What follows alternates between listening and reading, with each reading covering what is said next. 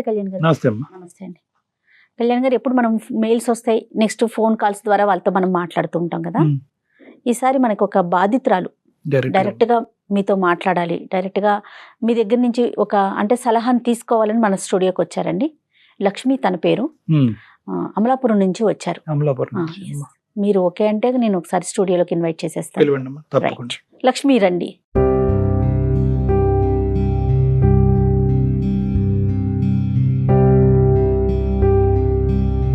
చెప్పు లక్ష్మి, డాక్టర్ కళ్యాణ్ చక్రవర్తి గారు ఉన్నారు, నువ్వు ఒక్కసారి డాక్టర్ గారితో డైరెక్ట్ గా మాట్లాడతానని అడిగావు. సమస్య ఏంటి? భయం లేకుండా నిర్భయంగా ధైర్యంగా చెప్పమ్మా. మీ ఇంట్లో ఉండే వ్యక్తులకి మాట్లాడుకున్నట్టుగానే మాట్లాడాలి. చెప్పు. ఏది దాచమాకమ్మా, అన్ని నిజాలే చెప్పు, సరేనా? సార్, నాకు 19 years మ్యారేజ్ అయింది సార్. ఇప్పుడు ఎంత మన వయసు? 27 సార్. 27, 19 years మ్యారేజ్ అయింది సార్. పాప పుట్టిన 1 yearకే పాప ఆడపిల్ల పుట్టిందని వదిలేశారు సార్.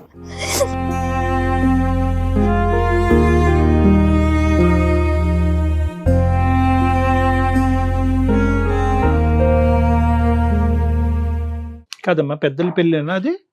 ఫస్ట్ అయితే పెద్దల పెళ్ళి. ఎంతకాలం కాపురం చేసిన తర్వాత పొమ్మన్నాడు? పెళ్ళయి 3 నెలలకి ప్రెగ్నెన్సీ వచ్చింది సార్. అది ప్రెగ్నెన్సీ వచ్చాక పాప పుట్టిందని హాస్పిటల్లో తెలిసింది. తెలియగానే నేను ఫోన్ చేసి వాళ్ళకి చెప్తే పాప ఆడపిల్లని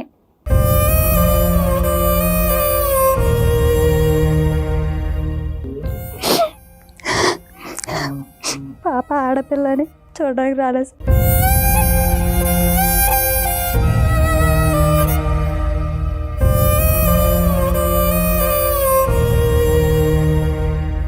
ఏం చేస్తున్నాడు అతను? ఏం చేశాడు? వ్యవసాయం పని చేసేవారు.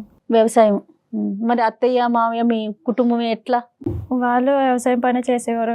వాళ్ళు కూడా అదే మాట మీద ఉండేవారు సార్. ఆడపిల్ల కదా, ఆడపిల్ల అయితే మేము రాము, ఆడపిల్ల కదా ఎప్పుడో చూడడానికి వస్తాంలే అన్నట్టుగా. ఎంతమంది అమ్మా మీ భర్తకి? అన్నదమ్ములు అక్క చెల్లెలు ఉన్నారా? ఇద్దరు అక్కలు ఉన్నారు. మరి ఇంకేమి ఆడపిల్లలు ఉన్నారు కదా ఇంట్లో. అయితే ఆడపిల్లని చూడడానికి రాలేదు సార్. అలాగే ఇంకా ఆ పాప నా దగ్గరే ఉండిపోయింది. ఆ పిల్ల సంవత్సరాలు. ఎంత ఫైట్ చేసావు లక్ష్మి? ఎంత ఫైట్ చేసావు? పొమ్మను గానీ వచ్చేసావా, లేదంటే ఫైట్ చేసావా? పెద్దలు వచ్చారా నీ తరపున?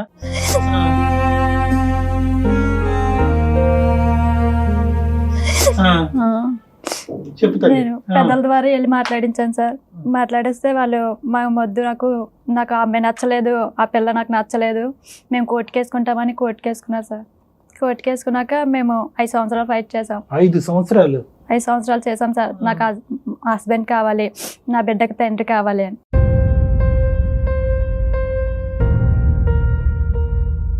సో ఫైనల్ గా 5 సంవత్సరాల పాటు పోరాడిన తర్వాత ఏం జరిగింది నాన్న?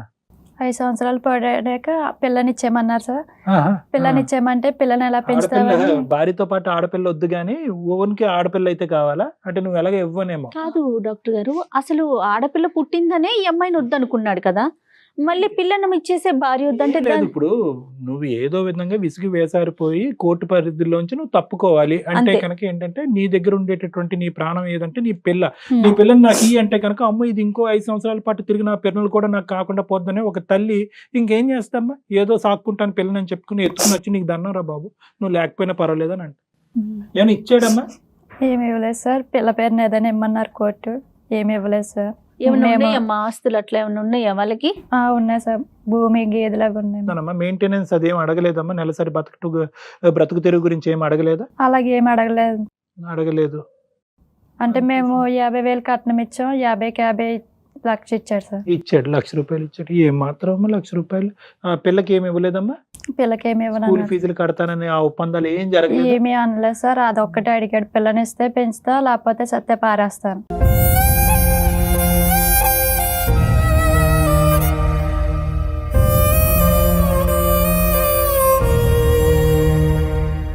తర్వాత ఏం జరిగింది తల్లి? ఎక్కడున్నావు? అమ్మ దగ్గరే ఉన్నావు? నేను అమ్మ దగ్గర అమలాపురంలో ఉన్నాను సార్. ఊళ్ళో మొన్న లాస్ట్ ఇయర్ మటుకు ఇన్స్టాగ్రామ్ లో ఒక అబ్బాయి పరిచయం అయ్యాడు. ఇన్స్టాగ్రామ్ లో ఒక అబ్బాయి పరిచయం అయ్యాడు సార్. లాస్ట్ ఇయర్ పరిచయం అయితే నేను ఆ అబ్బాయి నాతో చెప్పాడు, నువ్వు బాగున్నావు, అందంగా ఉన్నావు అంటే నేను ఆ అబ్బాయికి చెప్పాను నాకు పెళ్ళి అయింది, 8 years పాప ఉంది.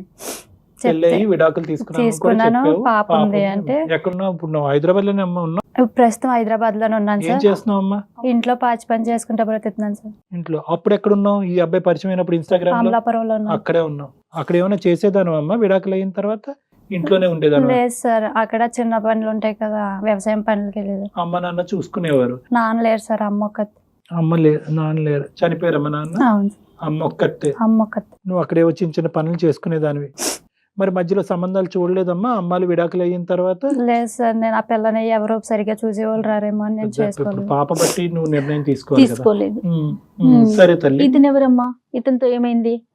ఇన్స్టాగ్రామ్ లో పరిచయం అయ్యాడు మ్యామ్. నేను ఇలాగనే చెప్పాను, నాకు పెళ్లి అయ్యింది, విడాకులు అయ్యింది, నాకు ఒక పాప ఉంది.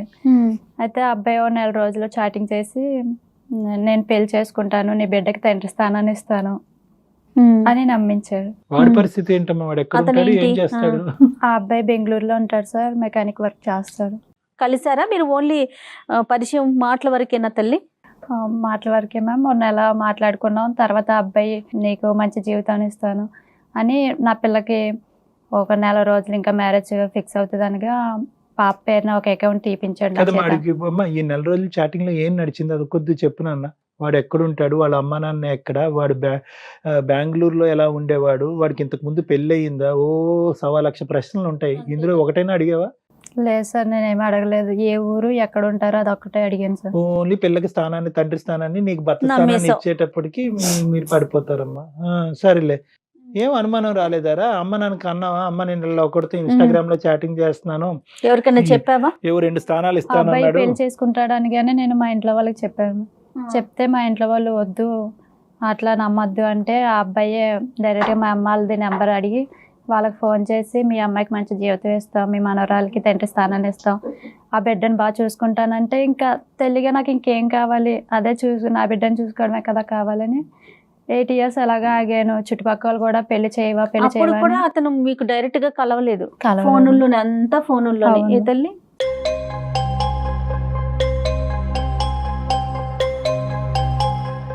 అదే అకౌంట్ తీసాక ఇంకా బాగా నమ్మారు సార్, ఇంట్లో వాళ్ళు కూడా నమ్మారు. ఏ అకౌంట్ అమ్మా? బ్యాంక్ అకౌంట్ తీసారు సార్ మా అమ్మాయికి. మరి ఒక 4 రోజుల్లో పెళ్లి చేసుకోవాలి కదా, కాస్త చూపించాలి కదా డాక్టర్ గారు. ఎంత వేసాడే అకౌంట్ లో? ఫస్ట్ 1000 వేసారు సార్, మంత్లీ 1000 వేస్తానని 20 years కి డిపాజిట్ చేశారు సార్. అలా చేస్తాను. 1000 ఏ మూలకి? నువ్వు ఎట్లా నమ్మావు తల్లి? ఇంట్లో వాళ్ళు ఎట్లా నమ్మారు? చెప్తున్నా. నువ్వేం చదువుకున్నావమ్మా?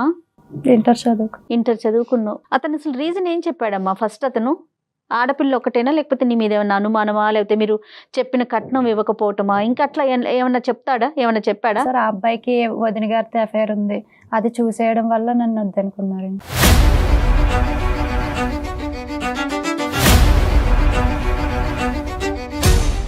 కదమ్మా, రెండో పెళ్లి అమ్మాయి, ఒక 8 సంవత్సరాలు 7 సంవత్సరాల కూతురు ఉంది, ఎవరికి అభ్యంతరం లేదారా?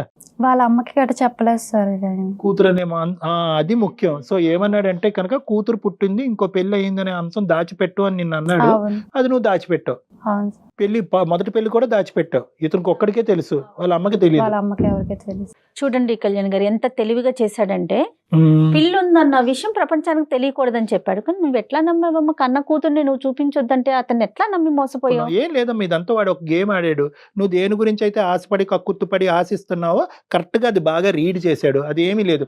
నీ కూతురికి నేను తండ్రిగా ఉంటాను, నీకు ఒక భర్త స్థానాన్ని కల్పిస్తాను, అందులో ఇంతకు ముందు పెళ్లి కానివాడు ఇంత ఇలా పరిగెట్టుకుని వస్తున్నాడంటే ఆటోమేటిక్ గా కాపాడటానికే వస్తున్నాడని చెప్పి నువ్వు బొట్లో పడ్డావు. ఇప్పుడు ఎవడైతే ఇన్స్టాగ్రామ్ గాడు ఉన్నాడో వాడి చేతిలో నీ జుట్టు పెట్టావు. అంటే పిల్లని చూస్తాను, పిల్లకి తండ్రి స్థానాన్ని ఇస్తానంటే నేను కష్టపడేదల్లా వృధా అనిపించింది. ఇన్ని రోజులు కష్టపడి ఇంకెన్ని రోజులు కష్టపడతాను. అర్థం కాదమ్మా, ఒక తల్లి స్థానం, ఒక తండ్రి స్థానం, ఒక తల్లి కల్పించలేదా ప్రపంచంలో? ఒక తల్లి కల్పించలేదా? ఎందుకు తండ్రి స్థానం అనేటటువంటిది ఎందుకు అంత ఇంపార్టెంట్? ఇలాంటి రాక్షసులను ఎందుకు మీరు రెడ్ కార్పెట్ వేస్తారు? పోనీ ఫస్ట్ నమ్మితే నమ్మావు. అలాంటి నీ పిల్లని ప్రపంచానికి మా అమ్మకే నేను పరిచయం చేయను అన్నప్పుడు అప్పుడైనా నీకు అనుమానం రావాలి కదా. నీకు రాకపోతే రాకపోయింది. మీ ఇంట్లో పెద్ద ఆవిడ, మీ అమ్మగారు, ఆవిడకన్నా రావద్దు, లేకపోతే అన్న ఉన్నాడు అతనికన్నా రావద్దు. సిన్సియర్ గా లవ్ చేసినట్టే అనిపించిందమ్మా చాటింగ్ లో? ఏదో ఆ చాటింగ్ ఒకటే ఇక్కడ ఉంది కాబట్టి చండాలంగానే చాటింగ్ లో సిన్సియర్ గా లవ్ చేసినట్టు అనిపించిందా నీకు? సిన్సియర్గా చెప్పినట్టే చెప్పాడు సార్ అన్నీ. ఇంకా అమ్మాయి నమ్మింది డాక్టర్ గారు, ఇంకా అంతే. ఒక్కటే చెప్పేవాడు సార్, నీ బిడ్డను అట్లా బాగా చూసుకుంటాను, నీ బిడ్డ తండ్రి స్థానాన్ని ఇస్తాను, నీ బిడ్డను ఒక రేంజ్లో పెడతాను, నీ బిడ్డను మంచి చదువు చదివిస్తాను అంటే ఇన్ని రోజులు తండ్రి లేని అంటే ఎట్లాంటి పరిస్థితిలో పెరిగిందంటే ఆ పిల్ల కూడా ఎవరి బట్టలైనా ఆ పిల్లకి వేసేదాన్ని. ఎవరికైనా బట్టలు లేనప్పుడు ఆ పిల్ల బట్టల ఎవరికైనా ఇస్తుంటే ఆ పిల్ల బట్టలు మేము వేసుకోము అని హీనంగా మాట్లాడేవారు మ్యామ్. అంటే తండ్రి లేని పిల్లని అట్లా మాట్లాడేవారు, తక్కువ అని చూసేవారు అని.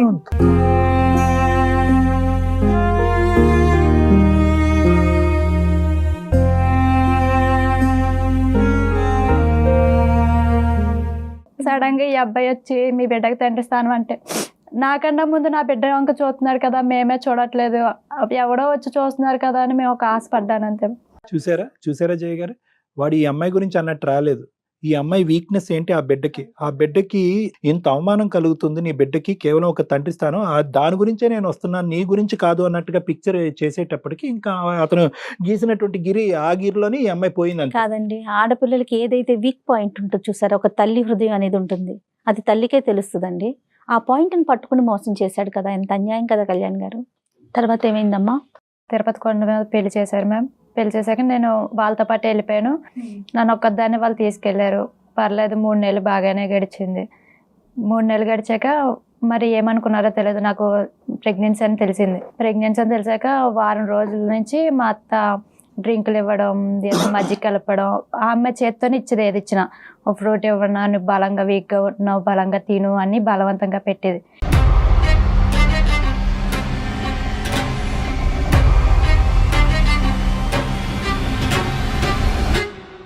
ఇదేంటి ఇలా బలవంతంగా పెడుతుంది ఆయన.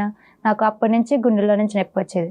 గుండెలో నుంచి నొప్పి వస్తే నేను వాళ్ళకి చెప్పాను, నాకు ఇలా గుండెలో నుంచి నొప్పి వస్తుంది, నాకేం పెట్టద్దు, నాకు ఏదో చూడండి అంటే, నువ్వు తిని తిరక్క అట్లా అనిపిస్తుంది, తిని తిరుగుతూ ఉండు అని ఒకరోజు అట్లానే మజ్జిగిచ్చి తిరుగు అని పైకి పంపించారు.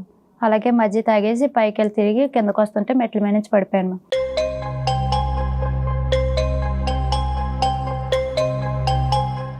పడిపోయిన తర్వాత నన్ను హాస్పిటల్లో చేర్చారు. హాస్పిటల్లో చేర్చిన 4 గంటలకి నేను కొలు తెరిచాను. కొలు తెరిచాక నాకు బ్లీడింగ్ అయిపోతుంది.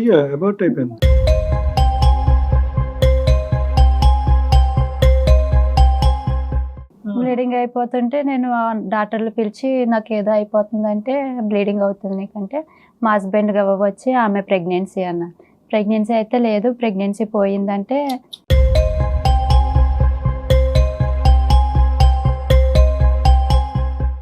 ప్రెగ్నెన్సీ ఇంకా తీయించేశారు. నన్ను ఇక్కడ హాస్పిటల్లో వదిలేసి ఆ అబ్బాయి అంటే పోలీస్ స్టేషన్కి వాళ్ళ అమ్మని తీసుకుని వెళ్ళిపోయాడు. నేను 4 రోజులు హాస్పిటల్లో ప్రెగ్నెన్సీ పోయి ఆ ప్రెగ్నెన్సీ బట్టలతోనే, అంటే ఒక ఆడపిల్లకి వచ్చే మెన్సేజ్ ఒక్కరోజు అయితేనే తట్టుకోలేము, అలాంటిది 3 రోజులు.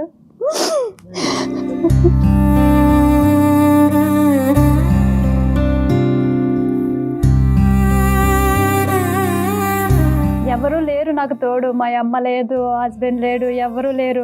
ఎట్లా అంటే వచ్చేటట్లందరూ నీకు వైద్యం చెయ్యము, నువ్వు వెళ్ళిపో, లేకపోతే బయటపడేసేయమంటే ఒక ఆడదాని బాధ ఎట్లా ఉంటుంది.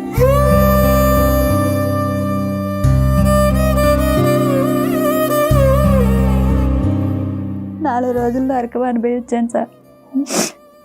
ఇట్లా అయితే మళ్ళీ వచ్చాడు, పోలీసులు తీసుకొని నాకు ట్రీట్మెంట్ చేయించారు. ట్రీట్మెంట్ అయినాక నేరుగా ఇంక ఇంటికి తీసుకెళ్తారేమో అనుకున్న సమయంలో పోలీస్ స్టేషన్ తీసుకెళ్ళి, నువ్వు మా అమ్మని కొట్టేసావు, అందుకు పోలీసులదే తీసుకొచ్చానన్నారు.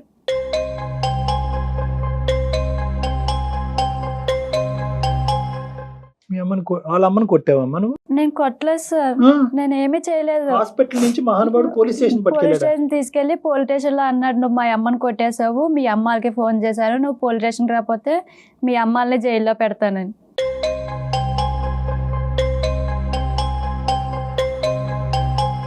ఇంకా అదే బట్టల మీద ఇంకా పోలీస్ స్టేషన్కి వెళ్ళి పోలీస్ స్టేషన్ ముందు కూర్చున్నాను. కూర్చుంటే వాళ్ళు ఏమైంది, ఆమెను కొట్టేసింది అంటే ఆమె కొట్టేసింది. అయితే దెబ్బలు చూపించమన్నాను సార్ ఆమెను అంటే, ఆమె నెత్తి మీద కట్టుకుని వచ్చి దెబ్బలు పైన ఉన్నాయి, బుర్ర చెత్త కొట్టేసింది, ఇదిగో కొవ్వు దెబ్బలు ఉన్నాయి చూడండి అని అవి చూపించింది. చూపించాక ఇంకా అది అయిపోయింది.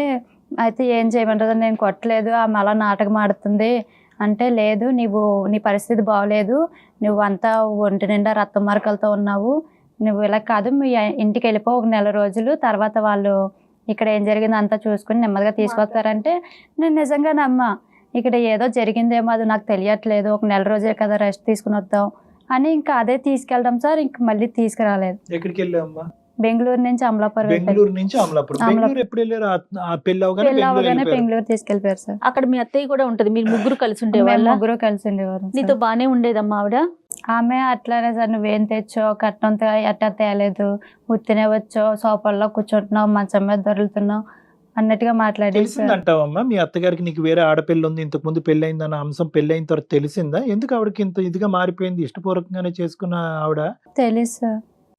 మరి అసలు అతను ఏం ఎక్స్పెక్టేషన్ తో ఈ పిల్లని చేసుకున్నట్టు అనుకోవాలి డాక్టర్ గారు? మనం వాళ్ళ అమ్మకి నిజం నీ ద్వారా గానీ వేరే వాళ్ళ ద్వారా గానీ తెలిసి ఉండాలి. ఇదేం దరిద్ర కొట్టి పని చేసుకుని వచ్చావరా నువ్వు, నాకు ఫస్ట్ మ్యారేజ్ చేసుకునేటటువంటి అమ్మాయి కాకపోగా ఒక బిడ్డకి తల్లిని తీసుకొచ్చి పెళ్లి చేసుకోవటం ఏంట్రా బాబు అని వాళ్ళ అమ్మ ఏమొచ్చి అతని బ్రెయిన్ లో ఏదైనా బేజం నాటి పెట్టుండాలి. ఏదో ఒకటి జరిగి ఉండాలమ్మా. లేదంటే కనుక ఇంత తొందరగా ఇలా వెరిగిపోయి ఏకంగా పోలీస్ స్టేషన్కి వెళ్ళి హత్యాయత్నం చేశారనే కేసు పెట్టడం అన్నది జరగదు. పెళ్ళి అయిన 16 రోజులకే మెల్ల పుత్తులు మార్చుతారంట మ్యామ్. అయితే మేము ముందే చెప్పాం, మా దగ్గర ఏమీ లేని పరిస్థితి మాది, ఏమీ లేదు, మేము తర్వాత ఏమి ఇచ్చుకోలేము, కట్టుబట్టలతో వచ్చారు, చూసుకుంటే అట్లా చూసుకోండి, లేకపోతే లేదు అని అన్ని ముందుగా చెప్పుకున్నాక సరే మాకు అలాగే ఇష్టపూర్వకంగా చేసుకుంటామని చేసుకున్నా. పెళ్ళైన 16 రోజులకి నీ పుస్తలు మార్చాలి, మీ అమ్మని 10,000 అడుగు అడిగితే మా అమ్మ స్కూల్లో ఆయా కింద పనిచేసేది, వచ్చేది 6,000, అది మా పిల్లని చూసుకోవాలి, ఇంటది కట్టాలి, పరిస్థితులు బాగాలేదు, మీరు చేయలేకపోయారు, అది వేరే విషయం. చేయలేకపోయాం. అప్పటి నుంచి నన్ను తిడతా ఉండేది ఆమె. నువ్వు ఫైనాన్షియల్ గా అంటే డబ్బు పరంగా ఆలోచించింది. నేనేమి తేలేక సార్, వాళ్ళ అక్క చెల్లెలు అనేవారు, ఆ పిల్ల ఏం బాగున్నది, ఇప్పటికే వదిలించేసుకో, ఇంకా ఎంత అవ్వలేదు కదా, 3 నెలలు అయింది, ఇప్పుడే పంపించేదాన్ని, ఇప్పుడు పంపించకపోతే తర్వాత పంపించలేరు అని. ప్రెగ్నెన్సీ అని తెలిసాక కూడా వాళ్ళు ఎవరు హ్యాపీగా లేరు మ్యామ్. మా ఇంట్లో వాళ్ళకి చెప్పొద్దని వాళ్ళే ఇంట్లో వాళ్ళకి చెప్పుకొని చేసుకున్నాను. సో ఆవిడకి ఏమొచ్చి వీళ్ళు బ్రెయిన్ వాష్ చేయటం, ఎవరిని ఆడపడుచులు బ్రెయిన్ వాష్ చేయటం, ఆవిడ కాస్త ఏమొచ్చి ఇంకా నీ మీద గ్రడ్జ్ పెంచుకోవటం. ఎప్పుడైతే ప్రెగ్నెన్సీ వచ్చిందో ఇంకాస్త ఏంటంటే ఇది ఇంకా పర్మనెంట్ అయిపోద్ది, ఈ అమ్మాయి ఇంకా కూర్చుండిపోద్ది అని చెప్పి ఇంకా ప్రెగ్నెన్సీ తీపించేసేటటువంటి ప్రయత్నంలో ఆ జ్యూస్ లో ఏమైనా కలిపారని అనుమానం అమ్మ నీకు? అవును సార్. మొత్తం వచ్చేదమ్మా డ్రింక్ తాగగానే? ప్రతిసారి మొత్తం వచ్చేది సార్, పడుకుని పోయేదాన్ని. ఆమె కూడా అట్లానే ఉంటది, అది తాగితేనే ప్రెగ్నెన్సీ కదా అని.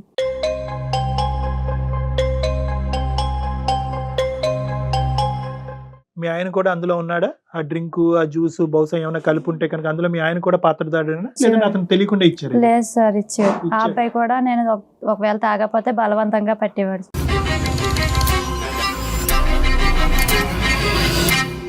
ఆ అబ్బాయి నైట్ ఒక్క పూటే నాతో మాట్లాడేవాడు సార్, డే అంతా ఉండేవాడు కాదు, ఏదో చిరాగ్గా. పెళ్ళైన 4 రోజులే సరిగ్గా తర్వాత నుంచి మాట్లాడేవాడు కాదు.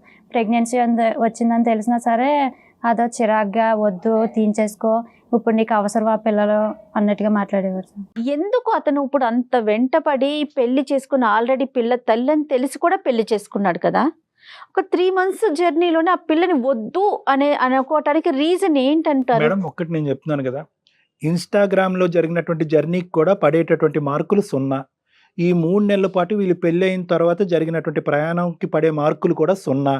వీళ్ళిద్దరి మధ్యన ఎటువంటి ప్రయాణం జరగలేదు. అంటే వాస్తవానికి ఏంటంటే ఏదో ఇన్స్టాగ్రామ్లో ఐ లవ్ యూ అని అనుకున్నారు.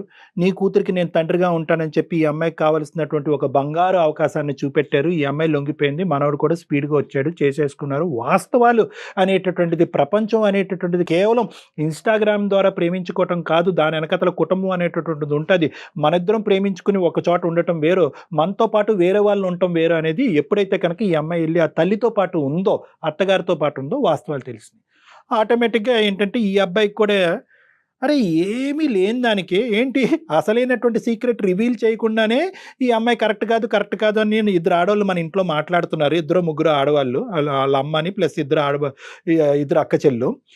ఇతను బ్రెయిన్ లోపల ఉండేటటువంటి అసలు సిసలైనటువంటి సీక్రెట్ చెప్తే కనుక ఇంకెంత భయంకరంగా ఉంటుందో పరిస్థితి. ఈ అమ్మాయి ఫస్ట్ హ్యాండ్ కాదు, ఈ అమ్మాయి ఆల్రెడీ వేరే వేరే ఒక మగాడికి భార్య, ప్లస్ ఏంటంటే ఈ అమ్మాయికి ఒక కూతురు ఉంది అనేటటువంటి సబ్జెక్ట్ ఈ రోజు కాకపోయినా రేపైనా కూడా ఇది బట్టబయలు అవుతుంది. అప్పుడు ఈ అమ్మాయికి కాదు, నాకు కూడా ఇంట్లో స్థానం ఉండదు, అమ్మ లేదు, అక్క లేదు, చెల్లు లేదు అనేటటువంటి అభద్రత ఆ మహానుభావుడికి తర్వాత క్రియేట్ అయింది. అది ఏంటంటే కళ్ళు మూసి తెరుచుకునేటప్పటికి పట్టుమని వీళ్ళ ప్రయాణం ఎంత వాస్తవానికి పెళ్లికి ముందు ఆ 15 రోజులు ఏది నెల్లూరులో మొహం చూసుకోవటం, అక్కడి నుంచి 15 రోజుల తర్వాత పెళ్లి జరగటం. అసలు ఇక్కడ ఏముంది మేడం? అసలు లోతుపాట్లు ఎక్కడ చూశారు? ఎంత లోతుగా ఎవరు ఆలోచించారు? ఖచ్చితంగా ఈ అమ్మాయి జరిగినటువంటి పరిస్థితికి ఈరోజు మనకు బాధ కలిగినా కూడా ఇది కేవలం అనాలోచితంగా తొందరపాటుతనం వల్లే జరిగింది. పైకి సూపర్ఫిషియల్గా ఒట్లు ప్రామిసులు వేసేసుకుని ఏదో జీవితాంతం ఇలాగే కొనసాగిపోద్దనే ఆలోచనతో జరిగింది ఈరోజు. అంటే మోసం చేసే ముందు ఎవరైతే అంటే వాళ్ళు ఎవరినైతే మోసం చేయాలనుకుంటున్నారో వాళ్ళు బాగా స్టడీ చేస్తారండి. అసలు వాళ్ళ ఆలోచన విధానం ఏ విధంగా ఉంటుంది? మేడం, వీడికి మోసం చేయాలనే ఆలోచన ముందు నుంచే ఉండుంటే కనుక అసలు ఈ అమ్మాయిని అతని జీవితంలోకి రాబట్టి ఉండేవాడు కాదు. ఏంటంటే మోసం చేయాలనేటటువంటి ఆలోచన తర్వాత వాడి బ్రెయిన్లోకి ఇంజెక్ట్ చేయబడింది. అంటే ఏంటంటే ఈ అమ్మాయి ఏదో మనం తప్పుదోవలోకి వెళ్ళి ఈ అమ్మాయిని మన ఇంట్లోకి రప్పించేసుకున్నాం అనాలోచితంగా. ఇదేంటి నాకు ఫస్ట్ హ్యాండ్ అమ్మాయి వచ్చి ఉండేదేమో, చక్కటి అమ్మాయి వచ్చి ఉండేదేమో, కొద్ది గొప్ప మా అమ్మకు ముందే నేను అసలైనటువంటి సీక్రెట్ చెప్పుంటే కనుక పెళ్లికి ముందే ఈ అమ్మాయికి సెకండ్ మ్యారేజ్, ఈ అమ్మాయికి ఆల్రెడీ కూతురు ఉందని చెప్పి.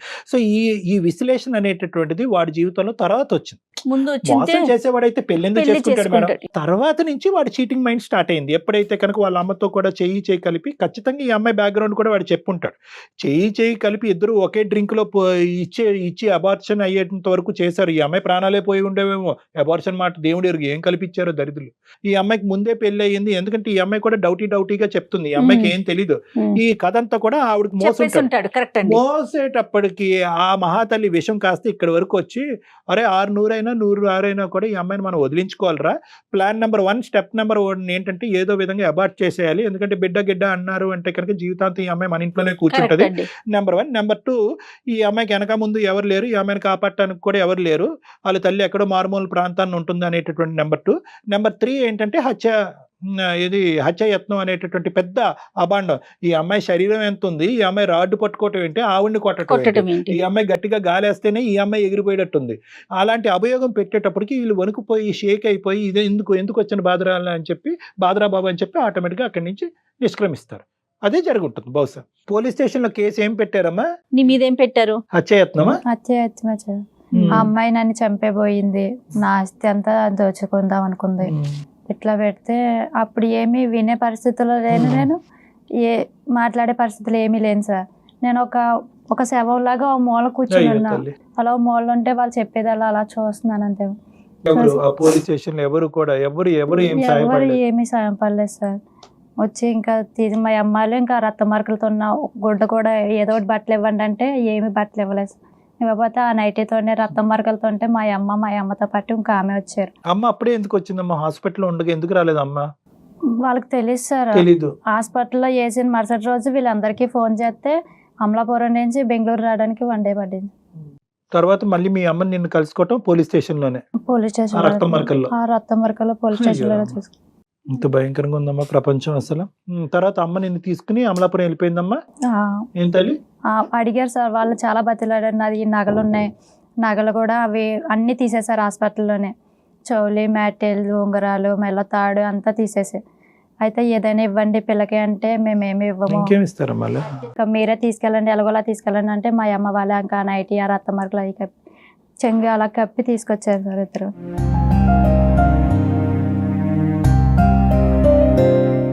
ఇంకా ఊళ్ళో తలెత్తుకుని తిరగలేక ఆడవాళ్ళు ఆడదాన్ని కాకిలు పడిచినట్టు పడుస్తాయి. ఇదేంటి 2వ పెళ్లి చేసుకుంది, ఇలాగైంది ఏంటి, 20 కదా, కూతురు బాగా చూసుకుంటాను అంటుందని ఆడదే శత్రువు అయిపోయింది సార్.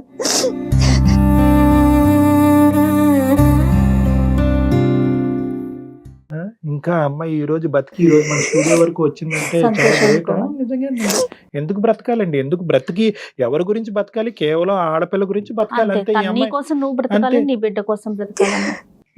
అతను ఏమంటాడమ్మా? ఇంకా అప్పటి నుంచి వాళ్ళు ఫోన్ గట్రా ఏం చేసినా సరే నా ఈ బ్లాక్ లిస్ట్లో పెట్టేశారు. వాళ్ళు మొత్తం ఫ్యామిలీ ఎన్ని నెంబర్లు అయితే ఉన్నాయో అన్ని నెంబర్లు కూడా బ్లాక్ చేసుకున్నారు. నేను ఫోన్ చేస్తుంటే వాళ్ళకి కలట్లేదు. ఈ అమ్మాయి అసలు అలాంటి వాడిని కావాలనుకుంటుందా లేదా అనేది ఒకటి, నెంబర్ 1. నెంబర్ 2 ఏంటంటే కనుక వాళ్ళు పెట్టినటువంటి కేసు ఏంటి, దాని పూర్వపరాలు ఏంటి, ఆ కేసుని ఎలా ఫైట్ చేయాలన్నది నెంబర్ 2. నెంబర్ 3 ఏంటంటే కనుక వాడిని దులుపుకోగలిగితే కనుక ఈ అమ్మాయి పాప ఈ అమ్మాయి సేఫ్గా ఫ్యూచర్లో ఎలా కొనసాగలేదు. సో ఈ 3 ఛాలెంజెస్ మనకు ఉన్నాయి. ప్రస్తుతం పాప ఎక్కడుందమ్మా? నాతో పాటు ఉంది సార్. తెచ్చేసుకున్నావా? అమ్మ దగ్గర ఎందుకు అన్నది? స్కూల్కి వెళ్తుంది ఇక్కడ? అమ్మను కూడా తెచ్చేసుకున్నాం సార్. అమ్మను కూడా ఇంకా తెచ్చేసుకున్నావా? ముగ్గురు ఒక ఇంట్లో పాచి పని చేసుకుంటూ బ్రతుకుతున్నాం సార్. ముగ్గురు 3 చోట్లమ్మా? ఒకే ఇంట్లోనది? ఒకే ఇంట్లో వాళ్ళ ఇంట్లోనే మేము ముగ్గురు. పాప స్కూల్కి వెళ్తుందా? వెళ్తుంది. మంచి పని చేస్తాం. ఇప్పుడు ఏంటమ్మా, ఇప్పుడు వాడితో ఎటువంటి సంబంధం లేదు. ఇప్పుడు నెక్స్ట్ ఏం జరిగింది?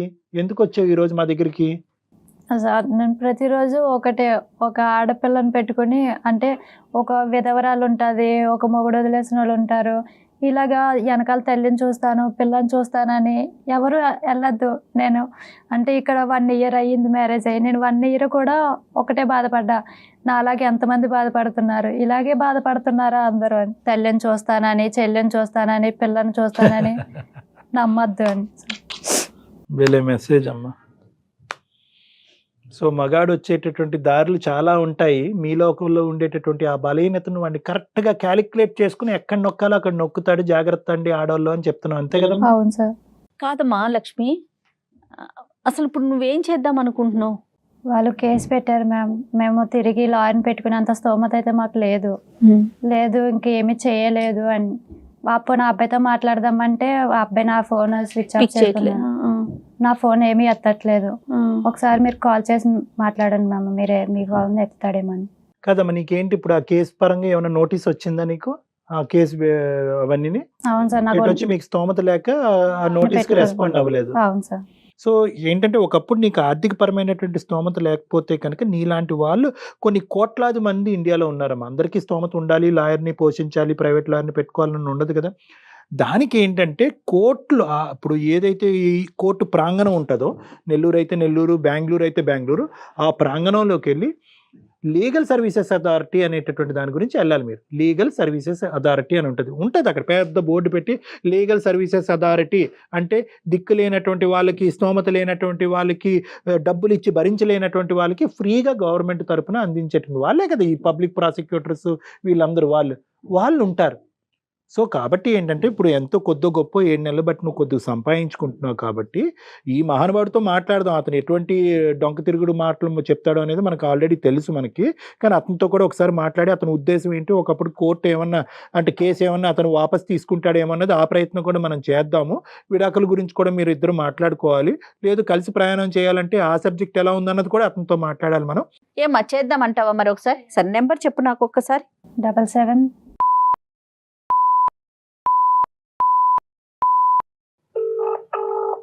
ఏం పేరమ్మా? హరీష్.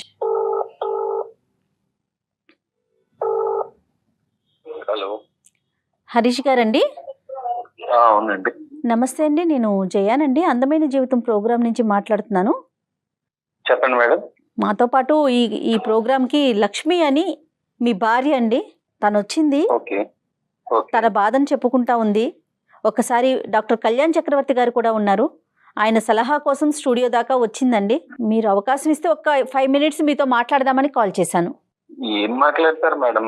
ఆ అమ్మాయి మా అమ్మగారిని కేసు కూడా పెట్టాం మేము ఆల్రెడీ. Attempt murder చేయబోయింది. ఆ అమ్మాయి మీ అమ్మగారిని అటెంప్ట్ మర్డర్ చేయపోయిందండి? అవునండి. ఓకే ఓకే, ఒక్క నిమిషం అండి. హరి గారు నమస్తే నాన్న. హరి సార్ చెప్పండి.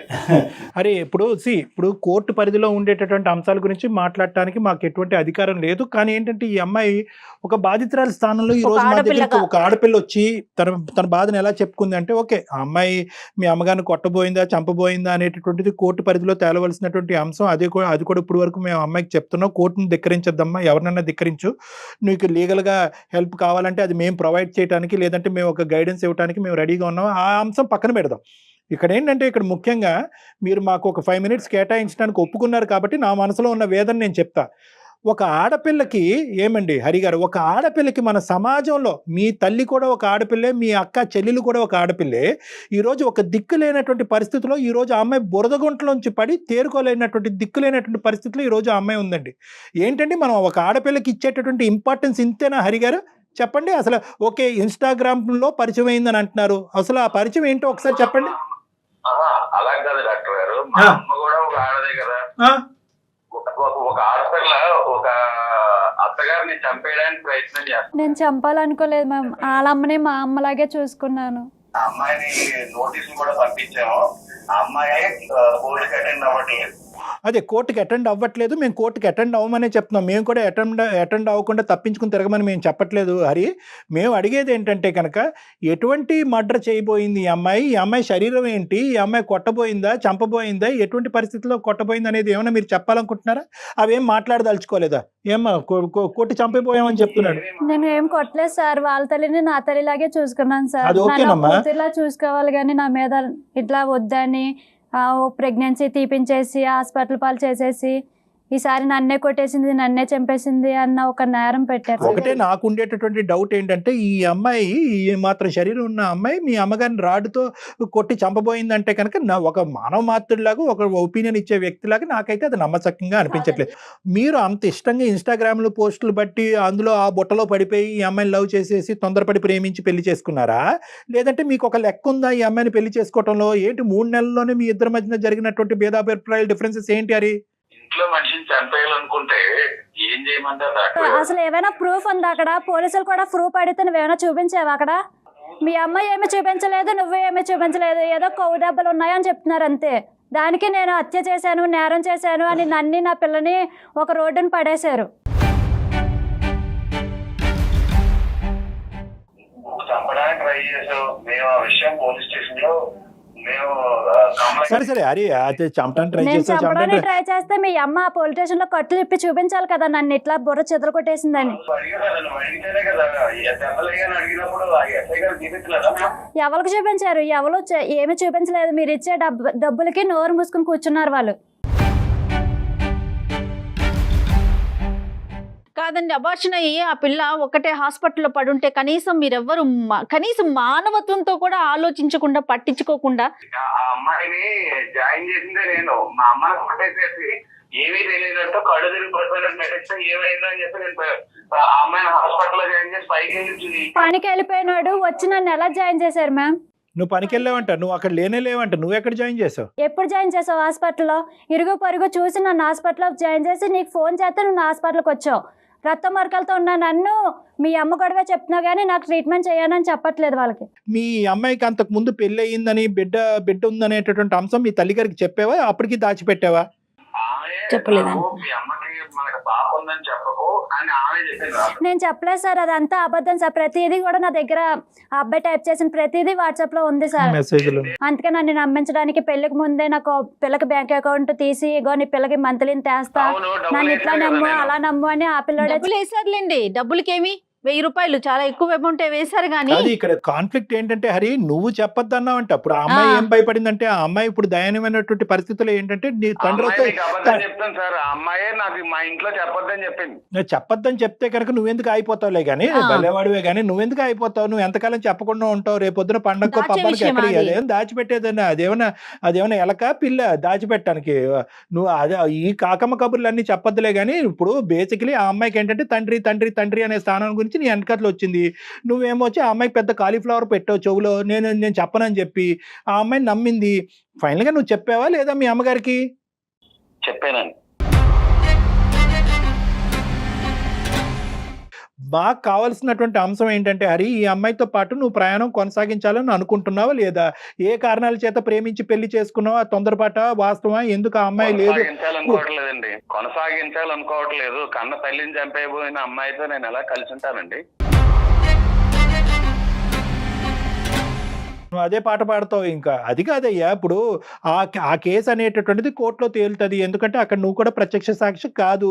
మీ అమ్మ నీకేంటంటే ఈ అమ్మాయి వద్దనుకుని మీ అమ్మ ఏమందో, ఈ అమ్మాయి ఏం చేసిందో నువ్వు చూసావా? నీ కళ్ళతో నువ్వు చూసావా? నేను వేరు, మా అమ్మ వేరు కాదు సార్. కాదండి, ఏరి కొని ఒక ఆడపిల్లని పెళ్లి చేసుకొని ఆసరా ఇస్తానని కల్పించి ఇప్పుడు ఒకళ్ళ మాట నమ్ముతారా? ఇప్పుడు 2 ప్రామిసులు హరి ఇక్కడ చాలా జాగ్రత్తగా గుర్తుపెట్టుకో. ఈ అమ్మాయి ఏంటంటే ఈ రోజు చాలా భయంకరమైనటువంటి పరిస్థితిలో ఉంది. కొట్టి చంపేబోయింది అనేటటువంటి అంశాన్ని ఈ రోజు పక్కన పెడితే కనుక ఈ అమ్మాయికి నేను దిక్కుగా ఉంటానని నువ్వు ఎంటర్ అవ్వలేదు, ఆ పిల్లకి నేను తండ్రిగా ఉంటానని ఎంటర్ అయ్యావు. 2 ఆశలు 2 కోరికలతో ఆ అమ్మాయి ఈ రోజు నీ జీవితంలోకి ఎంటర్ అయ్యేటప్పటికి 3-4 ముచ్చట చేసావు. అసలు నీ క్లారిటీ, జీవితం మీద ఒక క్లారిటీ, ఒక ప్లాన్ ఉంటే కనుక అసలు చేసుకోకుండా ఉండవలసింది. నువ్వు ఇన్స్టాగ్రామ్లో పోస్టులు అవి చూసేసి అవేవో మాస్క్లో దేనిలో పెట్టి చేసేటటువంటి పోస్టులు బట్టి అబ్బా ఈ అమ్మాయి ఎంత అద్భుతంగా చేస్తుంది, ఎంత అద్భుతంగా ఉంది అనేటటువంటి లూప్లో నీకు కావాల్సిన బిస్కెట్లు అన్నీ ఈ అమ్మాయికి వేసావు. ఆ బిస్కెట్లకి ఈ అమ్మాయి పడిపోయింది. అమ్మో తండ్రి వచ్చేస్తున్నాడు అని చెప్పి, కూతురికి తండ్రి వచ్చేస్తున్నాడు అని చెప్పి అసలు కూతురే లేనట్టుగా నాటకం ఆడుతూ నీ జీవితంలోకి ఎంటర్ అయింది. మరి పిచ్చిమోహం ఈ అమ్మాయి. ఇవన్నీ నువ్వు ఆడినటువంటి నాటకం కాదా ఇదంతా? ఆ ఇన్స్టాగ్రామ్లో పోస్ట్లో ఉన్నట్టుగానే బయట జీవితంలో కూడా ఉంటుంది, అదే గొప్పగా ఉంటుంది అనేటటువంటి ఉద్దేశంతో నీ కుర్రతనంతో నువ్వేమొచ్చి ఆ అమ్మాయికి లేనిపోని కోరికలన్నీ పుట్టించి ఈరోజు ఆ అమ్మాయిని మోసం చేసావు. హరి ఇంకా అతను మాట్లాడటానికి ఏం లేదు మేడం, అతను ఫోన్ పెట్టేశాడు అంతే. ఇప్పుడు అతని ఉద్దేశం ఒకటే, ఆ అమ్మాయిని వదిలించుకోవాలి అని అనుకున్నాడు. వదిలించుకోవాలి అనేటటువంటి ఆలోచనతో ఏంటంటే ఇప్పుడు ఒక నిందను మోపాడు. నిందే అనేటటువంటి విధంగా ప్రూవ్ చేసుకోవాల్సినటువంటి బాధ్యత ఈ అమ్మాయి మీద ఉంది. ఎందుకంటే హరి కూడా అక్కడ ప్రత్యక్షంగా లేడు. వాళ్ళ అమ్మ చెప్పింది, పోలీస్ స్టేషన్కి వెళ్ళారు, కేసు పెట్టారు, కేసు ఫైల్ అయింది, కోర్టు వరకు వెళ్ళింది. కోర్టుని ధిక్కరించకుండా చూసుకోవాల్సినటువంటి బాధ్యత ఈ రోజు. మీరు మధ్యలోనే ఒక మాట చెప్పారు కళ్యాణ్ గారు, 100కి 100% కరెక్ట్ అండి. వాళ్ళ అమ్మకి విషయం తెలుసు మేడం, అదే చెప్పాడు అనే విషయం వాళ్ళ అమ్మకి తెలిసింది. ఎప్పుడైతే వాళ్ళు యాక్సెప్ట్ చేయలేరో ఇతనికి ఇంజెక్ట్ చేశారు, అతను రివర్స్ అయ్యాడు. కరెక్ట్ చేయగలరు. ఇప్పుడు నువ్వు చేయవలసింది ఏంటంటే ఈ కోర్టు పరంగా ఏదైతే నీ కేసు నీ మీద పడిందో, అభియోగం ఏదైతే పడిందో అది ఖచ్చితంగా ఈ రోజు కాకపోయినా రేపైనా కూడా అది నువ్వు తేల్చుకోవాల్సినటువంటి అవసరం ఉంది. ఎందుకంటే కోర్టుని ధిక్కరించావనేటటువంటి ఉద్దేశంతో కూడా నీకు పనిష్మెంట్ రావచ్చు. ఎందుకంటే ఏ బిడ్డ గురించి అయితే అతను వెనకతలు వెళ్ళి తండ్రో అని వెళ్ళావో ఆ బిడ్డ గురించి నువ్వే తల్లి నువ్వే తండ్రిగా బతకటం నేర్చుకో. ఆ అమ్మాయి ఏంటంటే ఒక్కసారి కోర్టు పరిధిలోకి అడుగు పెట్టి నాకు legal services authority free service నాకు కావాలి, నాకు పెట్టుకోవడానికి స్తోమత లేదన్నా అనుకుంటే నేను ఇచ్చేటటువంటి దానికంటే 100 రెట్లు ఎక్కువ సలహాలు లీగల్గా వాళ్ళు ఇస్తారు ఈ అమ్మాయికి. తప్పకుండా అండి, తప్పకుండా. అది ఎట్లా అప్రోచ్ కావాలనేది మళ్ళీ మనం మాట్లాడదాం. ఓకే లక్ష్మి, ధైర్యంగా ఉండు, పని చేసే చోట జాగ్రత్తగా చేసుకో. ఏమ్మా? ఓకే ఓకేనమ్మా, ఓకే అమ్మా, ఆల్ ద బెస్ట్ అమ్మా, థ్యాంక్ యూ.